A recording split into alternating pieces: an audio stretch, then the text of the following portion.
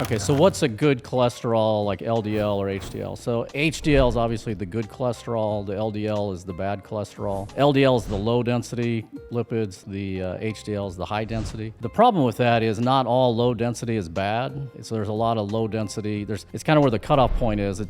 Everything has to be either low or high. It can't be like in the middle. And there is a middle range in there where you have some cholesterol that's actually considered low that's beneficial for you. I think it was like 40, 50 years ago, if you had a complete, like a total cholesterol level below 300, that was considered very normal. And that's typically when people were a lot healthier than they are, today. And then today they've gradually dropped that range down to 190. And I'm not a medical doctor, but a lot of the doctors that I know that are really up on this, they're so against the cholesterol, anti-cholesterol medicines that, my doctor's like, do not take it whatsoever. You'll give yourself muscular dystrophy. I was watching some videos on it today. There's a woman in Australia, she's actually very good about talking about nutrition, and she was giving an example of this retired doctor who was put on, I won't even say which one it was, but he was put on an anti-cholesterol medicine. And he basically started to get dementia. He'd go out in the garden, the wife didn't know he wouldn't know who his wife was. He didn't know why he was out in the garden. He quit taking the cholesterol medicine, and literally within like 2 days, all his dementia symptoms went away. And then he went back to the doctor. The doctor said, your cholesterol's still high. He said, yeah, I stopped taking the medicine. The doctor said, well, that's odd. That doesn't normally happen. We'll cut your dose in half. And they cut his dose in half, and 2 weeks later, exact same thing happened. And so he never took it again. But cholesterol is very interesting, I think, because everybody always wants to point to that as being like the indicator of heart disease. I actually had it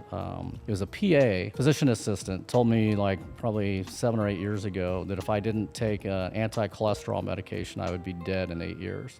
Or 5 years. And I said, why is that? And he said, well, because you've got your cholesterol so high, it's going to plug all your arteries and you're going to die of heart disease. And, I confirmed with my doctor that was a bunch of crap. The American Medical Association, or the doctors in the United States, are all practicing from the same sheet of music. And the insurance companies are, not really the insurance company, but the drug companies are influencing the insurance companies and the doctors, and they have to follow a certain script. And in the US, they track every prescription a doctor writes is tracked. And then the insurance companies are basically looking at the percent of medications that they're issuing. So my friend was actually paid a visit by the insurance company, and they said, look, our records show that you're not issuing any statins, you're not issuing any blood pressure medicine, anxiety medication type things. You need to start prescribing these things or we're not going to pay for our clients to come see you. And they had like actual percentages, like 14% of your patients should be getting